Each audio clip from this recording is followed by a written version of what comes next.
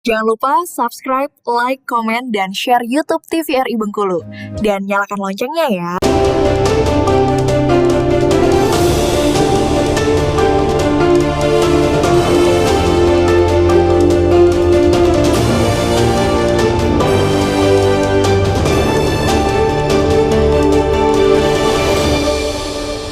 Ya, Assalamualaikum warahmatullahi wabarakatuh. Selamat sore pemirsa TVRI Bengkulu dimanapun Anda berada.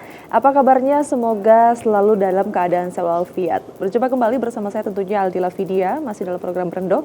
Hari ini 29 Juli 2025. Pemirsa, tahukah Anda bahwa Indonesia saat ini menghasilkan lebih dari 68 juta ton sampah untuk setiap tahun. Dan sekitar 17% diantaranya saat ini tidak dikelola dengan baik. Disinilah kita melihat adanya peran dari bank sampah yang menjadi sangat penting tentunya. Konsep ini tentunya tidak hanya dalam hal mengurangi timbunan sampah, tetapi juga untuk mengubahnya menjadi nilai ekonomi dan juga pemberdayaan masyarakat. Hari ini kita akan bahas bersama tentunya mengenai tema yang luar biasa ini, mengenai bank sampah yang sudah menjadi pembicaraan juga di tengah masyarakat Bengkulu, bersama dengan dua narasumber kita yang sangat luar biasa dan tentunya berkompeten di bidangnya. Sudah hadir di studio TVRI Bengkulu pada hari ini, kita sapa terlebih dahulu. Selamat sore Bapak Suban Gusti Henry. Sore Bapak merupakan Camat Ratu Agung, benar ya Pak? Benar. Gimana kabarnya hari ini Pak? Alhamdulillah sehat. Alhamdulillah sehat. Boleh Pak disapa-sapa dulu pemirsa di rumah. Halo pemirsa. Halo katanya. Ya, pemirsa juga sudah hadir nih langsung Direktur Bank Sampah dari Kelurahan Lempuing, Bapak Indra Gultom. Selamat sore Bapak. Selamat sore. Gimana kabarnya hari ini Pak? Alhamdulillah baik. Alhamdulillah baik. Boleh Pak disapa-sapa juga pemirsa di rumah Pak. Hai. Habis halo, hai ya. Oke baik. Pak Suban dan juga Pak Indra, ini kita berbicara mengenai sampah ya. Mungkin kita cerita dulu mungkin ya Pak ya, ke direkturnya deh, boleh ya Pak? Mungkin cerita ini gimana sih Pak asal muasalnya ini sampai lahirnya bank sampah tepatnya nih di Kelurahan Lempuing ya? Sebenarnya ini dari tahun 2019 kami. Oh 19. Iya, dengan waktu itu dengan Pak Camat, Pak Suban. Udah punya ide itu. Cuman untuk menerapkan ide itu kan kita butuh dukungan masyarakat. Betul. Nggak bisa kalau hanya kami berdua. Jadi ditambah lagi waktu itu kita terkena COVID. Betul. Jadi sempat stagnan. Setelah itu tepatnya 2022 tim penggerak PKK Lempuing pengen buat bank sampah, tapi konsepnya nggak paham seperti apa bank sampah gitu kan. Maka dari itu kita berkolaborasi tim penggerak PKK, saya, LPM sama pihak kelurahan, mulailah membentuk bank sampah. Pelan-pelan waktu itu, tepatnya tahun November 2022, itu datang ke rumah, diajari pelan-pelan. Sampai sekarang, alhamdulillah 2 tahun setengah, itu jumlah nasabah kami udah 155 orang, perputaran duitnya udah sekitar 50 jutaan. Ya. Jadi memang konsep 2,5 tahun ya? Ya, memang konsepnya memang kita pemberdayaan masyarakat murni. Jadi masyarakat memilah sampah dari rumah, dibawa ke bank sampah, ditimbang, dikonversikan ke rupiah, masuk ke buku tabungan. Terus konsisten seperti itu tiap Sabtu. Iya, tapi lumayan juga ya Pak, dari 2019 tadi baru tahu konsepnya seperti apa bank sampah di 2022. 3 tahun berarti untuk mengelola konsep ini Pak. Bukan mengelola sih sebenarnya, ya diam stagnan karena gitu kan. Oh gitu, jadi idenya udah muncul dari 2019 maksudnya gitu. Gitu, idenya udah ada, tambah COVID, terus kita kan menerapkan ini ke masyarakat. Ini kan kadang-kadang orang masih berpikir apa sih bank sampah itu? Iya betul, gitu. masih banyak yang bertanya kan ini apa gitu. Nah kebetulan kemarin penggerak PKK dia setuju, aku juga ada di situ. Ya udah, LPM dengan pihak kelurahan ditambah lagi dukungan dari pihak kecamatan, jalan walaupun berguyur. Dulu tuh anggota pertamanya itu tim anggota PKK, 23 orang. Emang geraknya ya? Iya, anggota PKK. Terus sampai sekarang udah alhamdulillah 155. Oke. Tiap Sabtu konsisten dari jam 9 sampai jam 11. Oh iya?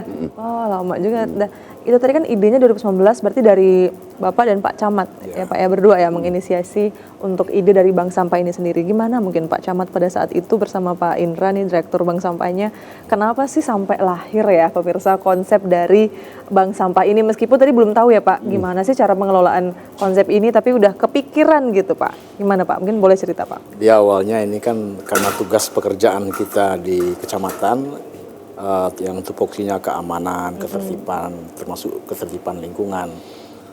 Dan waktu itu memang banyak yang terjadi, orang buang sampah itu sembarang tempat. Ada yang di jalan, ada yang kemudian jadi TPA dadakan. Iya ya. Apalagi tempat kita sawah lebar itu kan tumpukan sampah luar biasa menggunung. Padahal bukan TPA. Nah, atas kejadian itu ada inisiatif untuk memutus mata rantai orang buang sampah ke TPA. Jadi sampah-sampah ini kita kumpulkan dan menjadi sumber ekonomi baru untuk warga masyarakat. Apalagi sampah-sampah itu kan banyak yang belum dikelola menjadi satu yang bermanfaat dan bisa menghasilkan. Kita coba, kenapa tidak? Tapi seiring berjalan waktu itu memang sudah kita ajak lurah-lurah untuk rapat bagaimana cara kita bisa mengadakan bank sampah di setiap kelurahan. Waktu itu ketemu Pak Indra di Lempuing ya Pak ya. Kita ngobrol di situ kan, bercerita tentang konsep-konsep kita untuk membentuk bank sampah. Sampai kita adakan studi banding loh ke Lombok pada waktu itu. Ke Lombok, kemudian ke Bali, kemudian ada Banyuwangi juga, lihat kondisi bank sampah di situ.